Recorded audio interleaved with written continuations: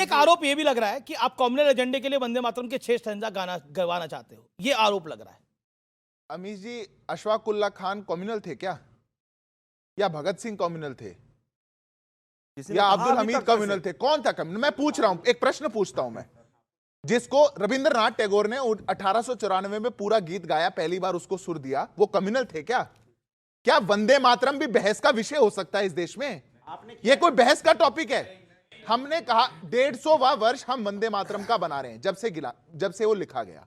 हम अपने स्वतंत्रता सेनानियों को ट्रिब्यूट दे रहे हैं। वो कह रहे 22 साल से आपकी सरकार थी, तब तक क्यों नहीं गाया? मैं वही उत्तर दे रहा हूं। हम 150वां वर्ष मना रहे हैं, हम ट्रिब्यूट दे रहे हैं। सरकार ने कहा, मैंने आपके बीच में नहीं किया था, मेरे को यही काम आता है करना। मेरे को आपसे बेहतर आता है ये काम करना। मैं आपसे बेहतर आता है। पहले कब गाया गया ये बता दे, हमको एक शब्द नहीं बोलेंगे। कौन सा पहले गाया गया? क्वेश्चन ही नहीं समझ में आता, क्या पूछ रहे हैं? मातरम पहली बार कब गाया गया था? अरे 1894 में पहली बार गाया गया, 1875 में लिखा गया, 1907 में प्रतिबंध लगा और 37 में कैची काट के आपने आधा कर दिया। ये था इतिहास। आ गया समझ में? इसके मतलब, आ गया समझ? अब क्यों बोल रहे हैं बीच में? आपके सवाल का जवाब दीजिए तो साथ रहिए ना। ना गाना गाने में, वंदे मातरम उसको लाने में इनका कोई योगदान नहीं है। ये कोई तरीका नहीं हो सकता। क्या पता, बना बनाया घर में जाते हैं। आपका नाम सवाल दोनों। मेरा नाम तलहा इमरोज खान है जी। मैं अमीश जी ये समझता हूँ कि भाजपा और कांग्रेस दोनों मिलकर हमें बेवकूफ़ बना रही है, इस जनता को बेवकूफ़ बना रही है। वो 2 स्टैंजा करके मुस्लिमों की राजनीति कर रहे हैं, ये 6 स्टैंजा करके हिंदुओं की राजनीति कर रहे हैं। बात तो ये होनी चाहिए ना कि मलिया जे शीतलम, अरे हमें साफ हवा मिले, हमें साफ खाना मिले, बच्चों की रक्षा हो, तो आप लोग दोनों राजनीति पे उतरे हुए हैं। राजनीति कर रहे हैं। ओके, और सवाल किसका है? और सवाल किसका? क्या सवाल है आपका? मेरा नाम फेरी है। मेरा सवाल ये है, अगर इतनी सीरियसनेस से ये सब पॉलिटिक्स मुद्दे आते हैं, अगर इतनी सीरियसनेस से ग्राउंड लेवल पर एजुकेशन के लिए बात की जाए, तो अब तक बहुत ज़्यादा हम आगे बढ़ चुके थे। ओके, एजुकेशन के लिए बात की रही है। मैं आपको 3 उदाहरण देता हूं, अर्जेंसी आप चेक कर लीजिएगा। दिल्ली के अंदर शिक्षा पर कुछ बात हुई, 4 दिन के अंदर देश का सबसे कठोर कानून आ गया पेपर लीक पर। झारखंड में 17 दिन से बच्चे पिट रहे हैं, बात करने तक नहीं गई कांग्रेस की सरकार। बिहार के अंदर एक आंदोलन शुरू हुआ कि नोटिफिकेशन क्यों नहीं आ रही, दूसरे दिन आ गई। 17 दिन से यहां पिट रहे हैं, कोई नहीं गया। पंजाब के अंदर मुख्यमंत्री एक दिन कहता है कि यहां पेपर लीक हुआ, अगले दिन कहता है जो इस पे आएगा पटियाला में, खन्ना में मारूंगा, डंडों से भगाऊंगा, कोई कहेगा नहीं। और अकाउंटेबिलिटी की बात है। मैं कहता हूं देश के जिस विषय पर बात करनी है, शिक्षा पे बात करनी है, 8,000 करोड़ का शिक्षा का बजट था 2014 में, 1,40,000 करोड़ का है आज। 300 स्टार्टअप थे, मैं स्कूल बंद कर दिए। केंद्र चलाता है केवी, पीएम श्री, नवोदय। 5 स्कूलों के नाम बताओ जो बंद हुए। क्यों नहीं बनाए? अरे अब आप रोड पे चले गए, पहले स्कूल में घुसे, अब रोड पे। स्कूल रोड से निकले, हवाई जहाज शांति। और ये सवाल, ओके, सवाल। सर, मेरा नाम आकाश कुमार है। मेरा स्पष्ट सवाल बस यही है कि कांग्रेस पार्टी हमेशा ये कहती है कि हम स्वतंत्रता, हमारा जो संग्राम हुआ था उसकी विरासत की बात करती है कि भाई हमारे लोग थे उसमें, हम पोस्टर थे, ठीक है, उस विरासत की वो बात करती है। तो वंदे मातरम पे मैं एक छात्र ये सोच के कंफ्यूज हो रहा हूँ कि कांग्रेस पार्टी का स्पष्ट रुख क्या है।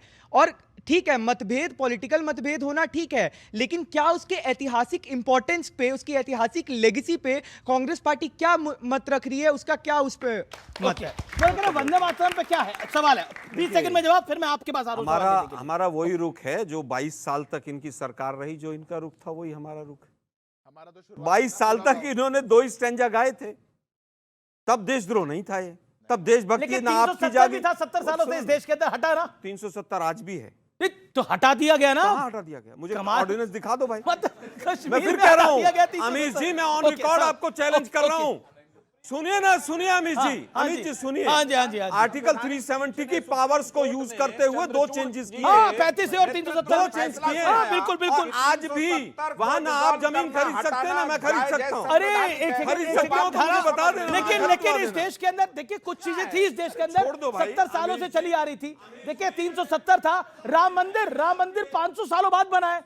होता है ना, देश आगे बढ़ता है, चीजें आगे बढ़ती हैं। जब हम बात करेंगे छात्रों के बारे में, ये पहुंच जाएंगे नीतीश जी के पास।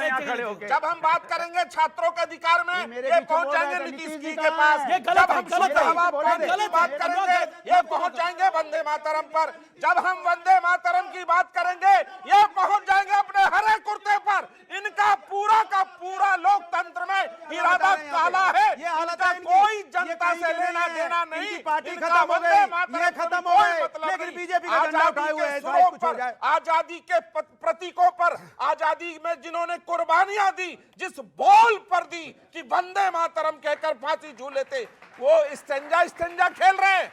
6 स्टेंजा काट लो।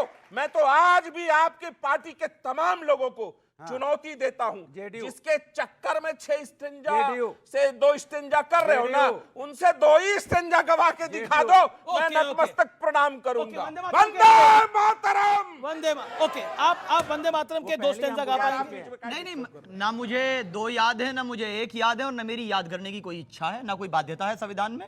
और मैं जय हिंद बोलता हूं, हिंदुस्तान जिंदाबाद। अब तो पार्लियामेंट ने कानून पास कर दिया है। नहीं, पार्लियामेंट को भी नहीं मानते आप? नहीं, पार्लियामेंट में कोई ऐसा कानून नहीं है। पार्लियामेंट में कोई ऐसा कानून नहीं है कि आपको गाने की बाध्यता है। कोई कानून नहीं है। सम्मान में पहले भी करता था, आज भी करता हूं, लेकिन मैं किसी फेथ को सुप्रीम नहीं मानने वाला हूं। मैं किसी फेथ को सुप्रीम नहीं मानने वाला हूं। मैं मेजॉरिटी फेथ को फॉलो नहीं करने वाला हूं। वंदे मातरम का इशू है, तौहीद के साथ कॉम्प्रोमाइज करने का अगर मजबूर कर रही है बीजेपी, कोई ऐसा कानून लेकर आ रही है, अभी तक ये नहीं बताया कि इनका स्टैंड क्या है। इनकी पार्टी को क्लेरिफाई कर देना चाहिए कि भाई नहीं, हम आपके साथ खड़े हैं। आप कह रहे हैं राहुल जी बीजेपी की मदद कर रहे हैं। एक सेकंड, अच्छा, आप कह रहे हैं ये जो समाजवादी पार्टी है ये मुसलमानों को इंपॉर्टेंस नहीं दे रही, आप किसको इंपॉर्टेंस दे रहे हैं? हमारी इंपॉर्टेंस ये है कि भारत का संविधान, कांग्रेस कहती है और सपा कहती है बीजेपी की बी टीम है। नहीं, टीम तो वो तय करेंगे। हम लोगों ने कहा कि हम लोग मिलकर के चुनाव लड़ना चाहते हैं, बीजेपी को हराना चाहते हैं। किसके साथ? कांग्रेस और सपा के साथ? बिल्कुल कहा हमने, योगी जी को हराना चाहते हैं। लेकिन ये लोग क्या कहेंगे, नहीं नहीं, आपको हम रिप्रेजेंटेशन नहीं देंगे, आपका रिप्रेजेंटेशन नहीं अब होगा। आपको साथ कैसे लेंगे? आप कह रहे राहुल गांधी बीजेपी की मदद कर रहे हैं, आपको साथ कैसे लेंगे? नहीं नहीं नहीं, इसीलिए तो कर रहे हैं क्योंकि साथ नहीं ले रहे, क्योंकि वो बंटवारा चाहते हैं। हम लोग विपक्ष का बंटवारा रोकना चाहते हैं, और जो भी बंटवारा चाहता है, जो वोटों का डिवीजन चाहता है, वो कहीं ना कहीं बीजेपी की मदद कर रहा है। मैं किसी का इंडिविजुअली नहीं बोल रहा हूं। जो डिवीजन ऑफ सेक्युलर वोट चाहता है वो बीजेपी की मदद कर रहा है, और जो चाहता है मिलकर के बीजेपी को हराया जाए, वो चाहता है कि बीजेपी भारत से, उत्तर प्रदेश। अच्छा, राहुल गांधी की धरना पॉलिटिक्स से कुछ लाभ होगा ऑपोजिशन को? कोई भी चीज मिलकर के करेंगे तो लाभ होगा, और अहंकार में करेंगे, मुद्दों को विभाजित करने के लिए करेंगे तो हमेशा नुकसान होगा। अगर उस मार्ग पे जाएंगे तो नुकसान होगा। आज स्टैंड क्लियर कर दे कि वो क्या चाहते हैं। अनुराग, एक पॉइंट, और आलोक शर्मा जी आपसे भी ये सवाल।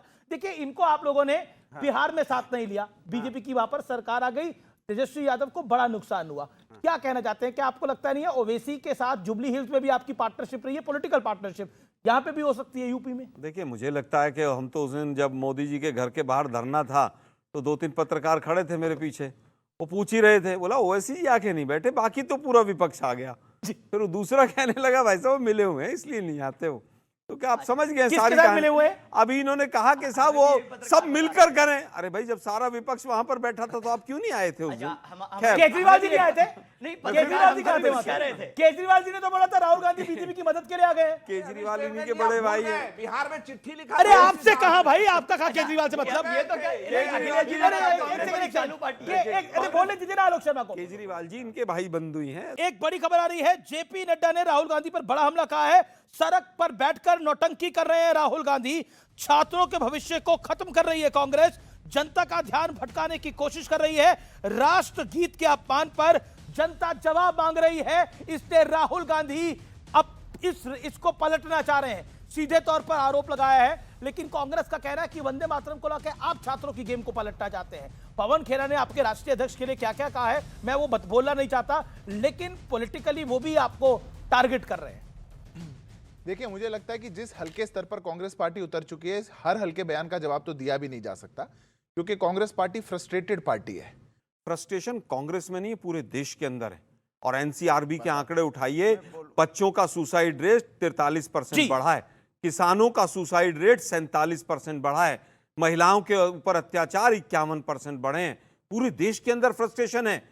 आपने 22 डेज बाद अकाउंटेबिलिटी लिया, 22 डेज तक जो लड़कियां जिन पर अत्याचार हुआ, आप क्या कहना चाहेंगे? दूसरी अकाउंटेबिलिटी आपके हिमाचल प्रदेश के एक बहुत ही लीडर ने कहा था, जिसमें उन्होंने कहा था मुझसे क्या पूछो, मैं से ऊपर वालों से पूछो, जब लैंड स्लाइड हुआ था। वंदे मातरम तभी उठाया गया। एग्जैक्टली, तब अकाउंटेबिलिटी कहाँ था? मैं बिल्कुल पिन पॉइंटेड जवाब दे रहा हूं अकाउंटेबिलिटी पे। बच्चे बोलिए पेपर लीक का मैं बिल्कुल, एक छात्र ने प्रश्न पूछा, उत्तर आ जाने दो भैया, पूरा 50 मिनट खराब करके चले जाएंगे। अकाउंटेबिलिटी का क्या है? अकाउंटेबिलिटी, पेपर लीक की खबर आई, तीसरे दिन कोई प्रोटेस्ट नहीं था, पेपर को कैंसिल किया गया, फिर से सेटअप किया नहीं गया। किया गया, बच्चे झारखंड कोर्ट में गए। सिद्धार्थ 2024 में झूठ बोल रहे हैं। सिद्धार्थ 2024 में 2 साल सरकार हाथ में हाथ धर के बैठी रही। एक मिनट अमित जी, एक मिनट बच्चे अमित जी, एक मिनट। हाँ बोलिए बोलिए। सरकार ने नहीं कहा। एक सेकंड।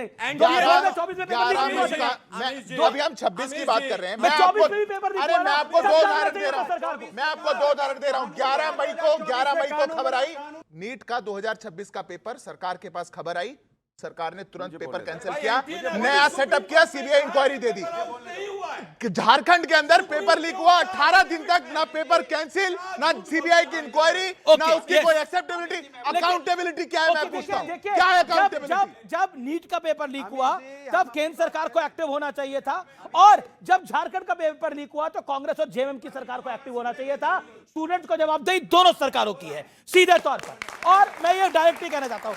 और अब बिल्कुल आखिरी राउंड है, अब बिल्कुल आखिरी राउंड है चर्चा का। एक सेकंड, अरे आप बोलिएगा, लेकिन वो कहते हैं, उन्होंने कहा कि आप चाहते हैं कि मुसलमान सिर्फ दरी बचाता रहे और आपका वोट बैंक बनता रहे। सवाल है अब हम नहीं बोलने देंगे तो हम आपके पीछे अब नहीं क्या होगा? बोले। अच्छा मैंने। वाह वाह, ये अरे छोड़िए, सुना मैंने आपको पूरा, अभी आपको फिर बोलना है। अरे वैसे ही अब तो हो गया है, प्रवक्ताओं के पास पैसे नहीं होते हैं, वैसे ही प्रवक्ताओं के पास पैसे नहीं होते हैं। इनकी दवाई दूंगा इनको। 2024 में नीट का पर्चा लीक हुआ था, इन्होंने बोला पार्लियामेंट में मजबूत कानून बनाया है, अब पर्चा लीक होके दिखाए। 2024 में कानून बनाया था, फिर 2026 में पर्चा लीक हो गया। ऐसा कानून बनाते पर्चा लीक हो गया, फिर 2026 में कह रहे हैं अब और मजबूत कानून बनाया है। नहीं अब होनी ये क्या चाहिए, गारंटी है? कानून लेकर ये के आए। कानून बनाते तब वाह, जब वाह, आपके वाह, साथ वाह, अन्याय हो उनके जाता है। बहुत बढ़िया। उनका भी दे रहा हूं, 2 सेकंड। घबरा क्यों रहे हो? बिल्कुल दूंगा उनका। ये कानून तब बनाते जब आपके साथ अन्याय हो जाता है, कानून बनाने से नहीं, व्यवस्था में भ्रष्टाचार है उसको ठीक करने से होगा। अनुराग गुजरिया,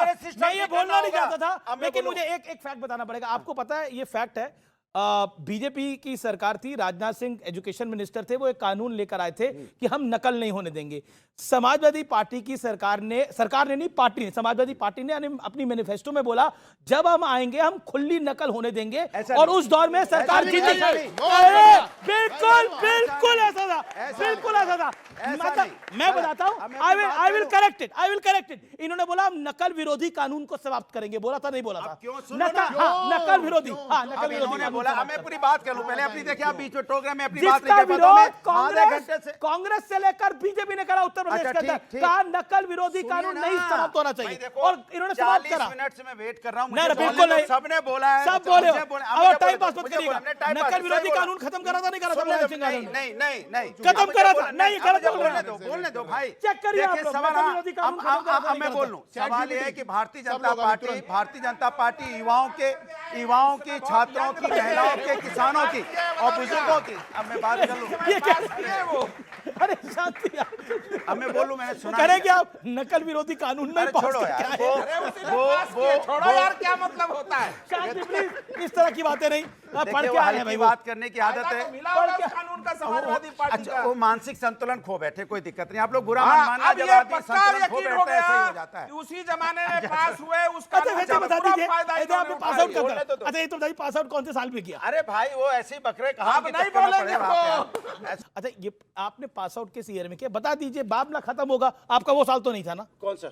वो जब अरे नकल का बहुत कानून पहले हटा था। उसके बाद बहुत पास हुए। मैंने नकल वकल का कोई मतलब नहीं है, सब झूठ सच बोले से फायदा नहीं। सुनो मेरी बात हो जाए। अरे हो गई, अब तो हो गई।